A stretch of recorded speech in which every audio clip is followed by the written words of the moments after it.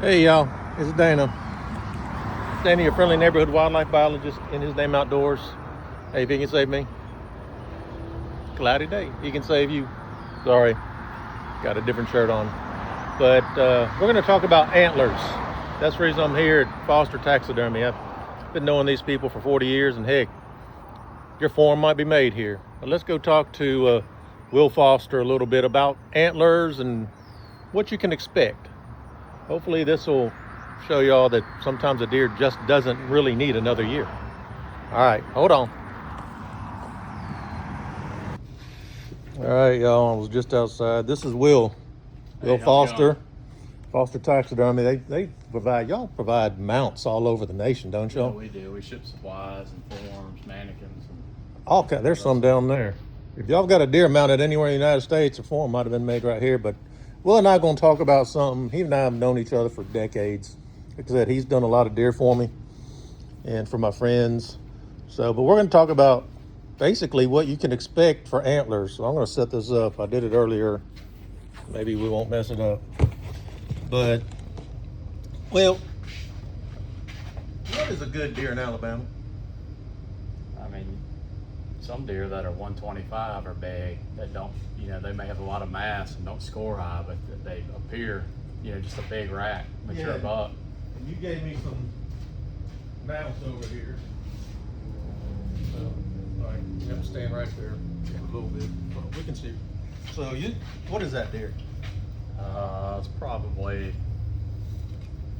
I'd say at least probably mid 130s, something like that. Mid 130s. That one, 8-point. Probably 130 better, maybe mid 130s. So in Alabama, a 135 class deer is a good mountable deer. Especially if it's an 8-point, it's a real big. It's a real big deer. Yeah. Because, we've seen all these things, and you see these videos of Iowa, Saskatchewan, Kansas, but we're in central Alabama. Right? Yeah. So people think it needs another year, but that deer's probably maxed out. Yeah, we've got a different subspecies of deer in our food. We just don't have all the food and everything. Yeah. And then you have this deer, which is what, 110? Probably, yeah. But here's the thing about this deer. That's an older deer, because look how thick those bases are. But then a lot of people think that deer needs another year. I think this deer's on the decline, personally. Yeah, as big as it is. It's never going to be wide. Never going to have long points. Its beams wrap in pretty good, so if you spread those out, it make it look bigger. And then you've got all these deer down here. So a 120 to 140 is a really, really big deer in Alabama. I'd say probably 150s. I mean a 140 something's a really big deer, but 150, we get some 150s in every year. Then you'd be rare to get in the 160s. So what percentage of the deer? How many deer did you get in this year? About 165. 165. How many scored 150 or more? And you've been doing this for years, so you're really good at getting close. Maybe, I don't know, maybe 2 or 3. 2 or 3 breaking 150 maybe. In central Alabama. Yeah. So you see something like that. And it may be a few more than that. I haven't scored all of them, but it's not a lot. So you said this deer over here, isn't this deer, you think that one's? It's in the 150s for sure, I would say.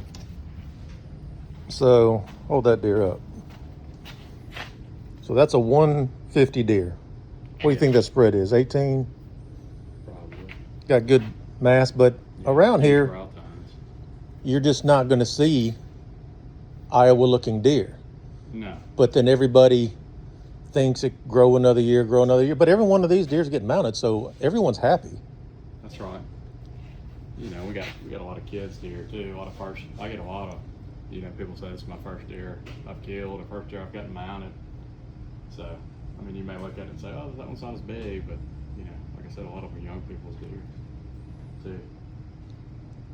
You got to work your way up somewhere. So most of your deer are coming from Montgomery County, Bullock, Macon, Lowndes, which is considered a good area for deer. Yeah, big deer density. I mean, big deer, black belt area in here, got good nutrition, but it's still not Kansas. No.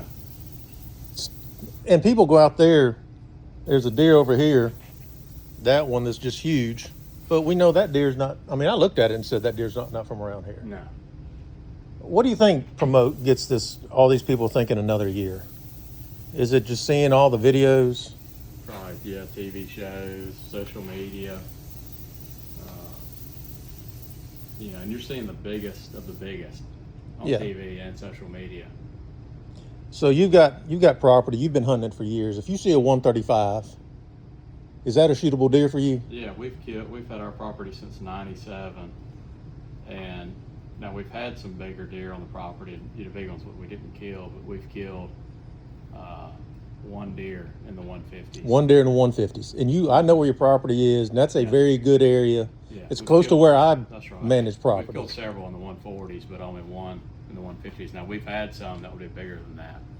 But that's a long time. It's a rarity. It is. It is. You can kill a Boone and Crockett, but they're not just walking around everywhere. You've got to have the right. Everything's got to work perfect for that deer. And right. I think they're getting better, with the management and stuff. Yeah, our management's better. Most people are letting the. Not great. Yeah, we've got way too many pine trees, not enough good habitat. But most people are letting, obviously, the 1.5 years, 2.5 run. I mean, the management's getting better, but we still have a genetic potential around here. I think of course, the deer with the best genetics are the ones getting shot young. Because they look big when they're young. More points. Oh, that's a 10-point, and it's a 2 or 3 year old. And then you got the 200-pound 6-point gets passed up. So someone's looking at a deer. One thing I look at is mass. Yeah. Mass at the base, mass like this one. You see that on the beams there. You got a lot of mass in here. So that tells a lot about the age. There's another one. It's probably bigger than that one. That's got a lot of mass. So quit looking. I mean, I do. I key in when I look at it with my daughters. I'm looking at the bases. I'm looking at the mass. I want them a little bit thicker. And, well, just like that deer, that's a smaller looking deer, but the mass is big. It's just not getting any bigger. That's got some mass on it. Yeah, this is a local. I think that's a Montgomery County deer there. So what that one probably, that's got a lot of mass to it. Yeah, maybe. What are those, 5.5-inch bases? Yeah. Maybe 6? Yeah. It's just they got to have the long point length is really what starts racking your score up. Quick. You can have a real massive one. Problem is you don't get any credit for having real heavy tines up here because you don't get a measurement up there. But the rack looks bigger. It appears bigger. It appears may bigger. Not score good, but so where do they? That's not everything. So where do they score? Right there around the middle. Yeah, you just got your circumference measurement. Circumference measurement, and then it's tine length. Mm-hmm.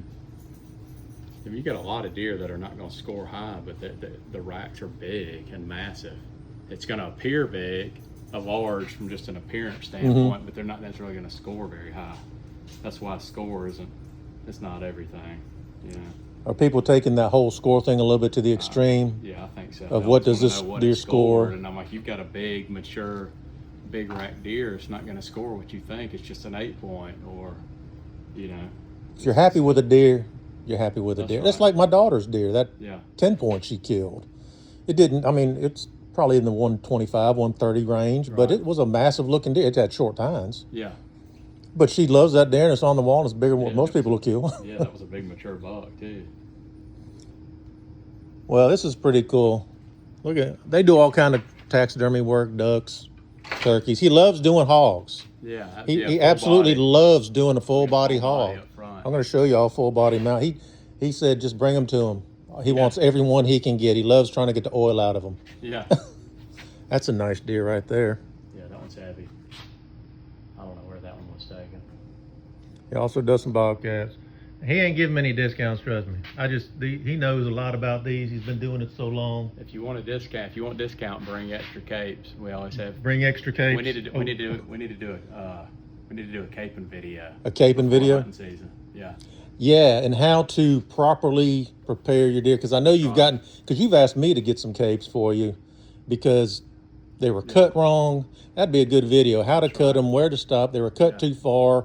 or their skin's falling out because they left them in the cooler too long. Hot weather in bow season, or hot weather in January, and you leave them out till when the hair starts coming out, or they sat at the processor too long in the cooler. You know, so you got to take care of your trophy. Well, let's go. I'm going to go out here and look, but I appreciate you. Yeah, thank you. Come show me this out here, this pig. I just got to look at this pig.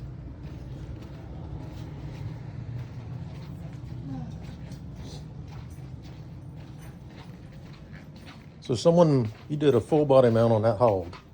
Yeah, it was probably about, I said it was 240, 250, something like that, weight wise. You got a little water on the base.